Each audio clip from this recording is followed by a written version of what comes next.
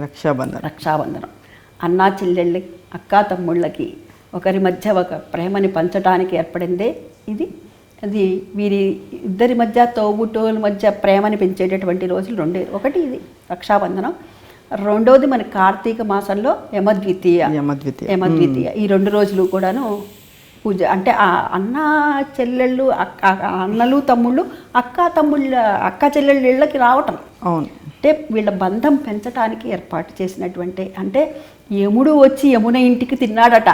తిన్నప్పుడు వరం ఇచ్చాడట, ఎవరైతే ఈ రోజున నీ చేత్తో భోజనం చేశాను నేను, కాబట్టి నీకు వరం కోరుకోమన్నట్ట.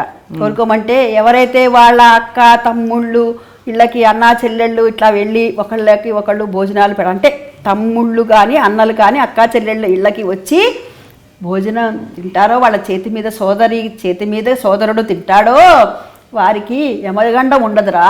అంటే చచ్చిపోవాల్సింది ఎవరైనా, అంటే అసలు బతికుంటాం ఇక్కడ స్థిరంగా అని కాదక్కడ. అవును. అంటే ఈ అపమృత్యు దోషాలు ఏవైతే ఉంటాయో అవి పోతాయిరా అని చెప్పాడట యమధర్మరాజు. అందుకని చెప్పి ఆ రోజున మనం చేసుకుంటాం. అదేవిధంగా ఈ యమున కూడా కట్టింది ఈ రోజున అని చెప్తూ ఉంటారు. దీనికి అనేక కథనాలు కూడా ఉన్నాయి. అయితే మనం లౌకికంగా గనక తీసుకున్నట్లయితే ఈ చేతికి కట్టుకునేటటువంటి